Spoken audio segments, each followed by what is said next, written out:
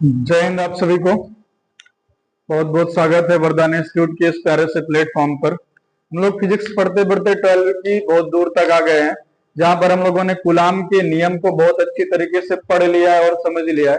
आज बारी है कूलाम के नियम का सदिश निरूपण करना है। ध्यान रहे, थोड़ा सा टॉपिक जो है लेंदी है, क्योंकि लैंग्वेज ज्यादा है, हमें लैंग्वेज को ही समझना है और हमें लैंग्वेज को ही सीखना है। सबसे पहली बात ये है यार, जो इम्पोर्टेंट है वो ये है कि फ्री में कंटेंट मिल रहा है, लोग चैनल को सब्सक्राइब नहीं कर रहे हैं। इतना तो हक बनता है यार आपका कि चैनल को सब्सक्राइब करिए। चलिए आगे देखते हैं। ध्यान से सुनना है और ध्यान से समझना है चीजों को। एक आपने ज्यामिति लिया, आपको पता है इधर एक्स एक्सिस होता है, इधर वाई एक्सिस होता है, यहाँ पर मूल बिंदु होता है जिसे आप कहते हैं जीरो। इसमें मैंने दो पॉइंट ले लिए, इधर रख दिया मैंने Q1, इधर रख दिया मैंने Q2, दोनों को मूल बिंदु से मिला दिया। क्या कर दिया, यहां से यहां तक की इसकी डिस्टेंस हो जाएगी वेक्टर R1, यहां से इसकी डिस्टेंस हो जाएगी वेक्टर R2। R1 और R2 क्या है वेक्टर बच्चा, जो R1 है और जो R2 है वो Q1 और Q2 का स्थित सदिश है। क्या है भैया, Q1 और Q2 का स्थित सदिश है। लिखना पड़ेगा आपको चीजों को। यहां लिखिए, वेक्टर R1 बराबर Q1 का Q1 का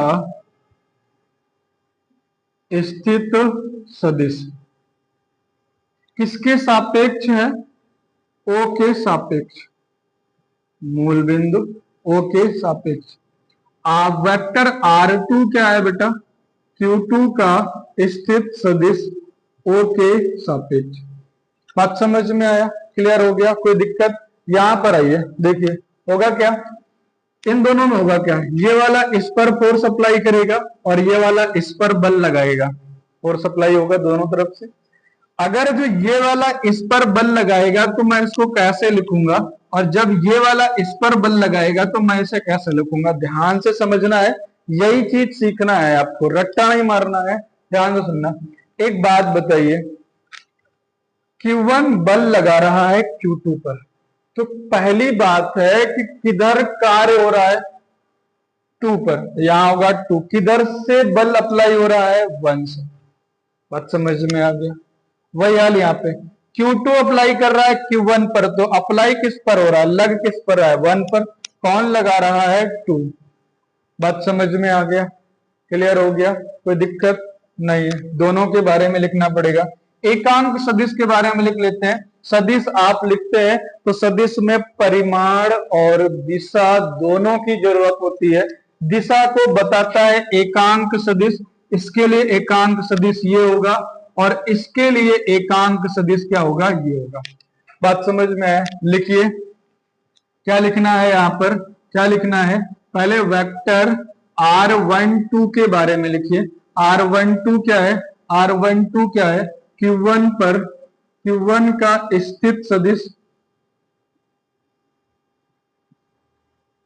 Q2 के सापेक्ष। किसके सापेक्ष बेटा, Q2 के सापेक्ष। R कैप 12 के बारे में लिखें तो Q1 का क्या हो जाएगा बेटा, एकांक सदिश। क्या हो जाएगा, Q1 का एकांक सदिश।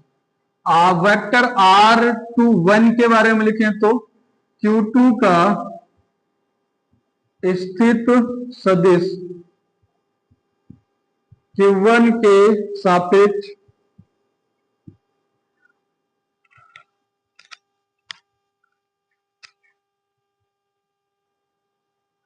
आगे चलते हैं, आगे करते हैं।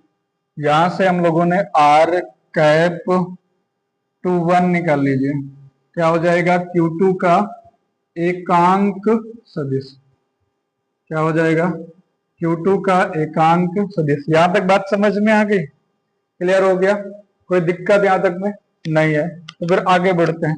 देखिए Q1 के कारण या Q1 पर लगने वाला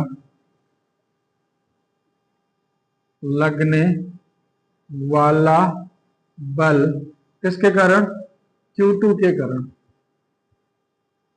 तो क्या हो जाएगा, F12 equal to K Q1 Q2 upon में R स्क्वायर, कूलाम का नियम है। आपको पता है कि जब आप सदिश लिखते हैं तो सदिश में क्या होता है, परिमाण होता है और क्या होता है, दिशा होती है। क्या होता है बच्चा, परिमाण होता है और क्या होता है, दिशा। ये है सिर्फ परिमाण। दिशा बताने के लिए हम करेंगे R⁴12 का यूज। इक्वेशन नंबर फर्स्ट मान लिया मैंने। क्या यहां तक बात समझ में आ गई आप लोगों को, कोई दिक्कत है यहां तक में, नहीं है। ऐसे ही Q2 पर लगने वाला बल किसके कारण, Q1 के कारण। ये हो जाएगा vector F21 equal to K Q1 Q2 R square into R⁴21, equation number 2 मानते हैं। यहां तक बात आशा करता हूं कि यहां तक आप लोगों को सबको समझ में आ गया होगा। आगे बढ़ते हैं और आगे चीजों को समझते हैं। यहाँ पर जो आप देख रहे हैं समीकरण फर्स्ट और समीकरण सेकंड, यही कूलाम के नियम का सदिश निरूपण है। मैं लिख दे रहा हूं, समीकरण फर्स्ट तथा समीकरण सेकंड कूलाम के नियम का सदिश निरूपण है। बात समझ में आ गया, क्लियर हो गया, कोई डाउट नहीं है। आगे थोड़ा सा आगे बढ़ाते हैं, थोड़ा सा आगे क्या बढ़ाते हैं, समीकरण 2 से। समीकरण 2 से क्या था, समीकरण 2 vector F21 equal to K Q1 Q2 upon में R स्क्वायर इंटू R⁴21 था। बात समझ में। एक बात बताइए, क्या हम R21 और R12 कैप को इक्वल कह सकते हैं? बिल्कुल कह सकते हैं। क्यों? क्योंकि ये दोनों एकांक सदिश हैं और एकांक सदिश आपस में क्या होंगे, बराबर होंगे। तो देखिए जरा, F21 इक्वल टू मैं लिख रहा हूं K Q1 Q2 अपान में R स्क्वायर, बट इसकी जगह माइनस का R⁴12 हो जाएगा। माइनस कहां से आगवा दिया, माइनस कहां से आगवा, माइनस यहां से आया कि दोनों बलों की क्रिया रेखाएं अपोजिट डायरेक्शन में है, विपरीत लग रहे हैं।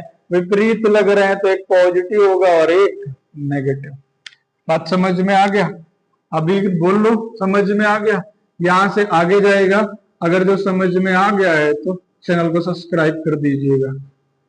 R12 बात समझ में आ गया यहां तक? एक बात बताइए, ये कुछ सुना सुना नहीं लग रहा है, देखा देखा नहीं लग रहा है? हाँ लग रहा है, लग रहा है ना।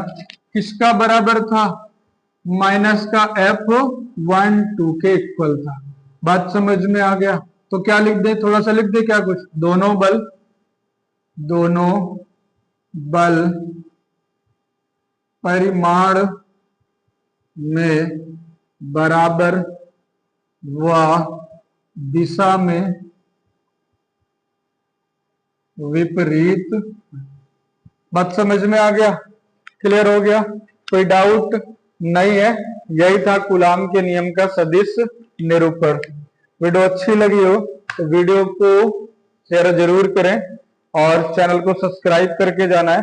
धीरे धीरे हम लोग ऐसे ही पढ़ते रहेंगे। बहुत बहुत धन्यवाद।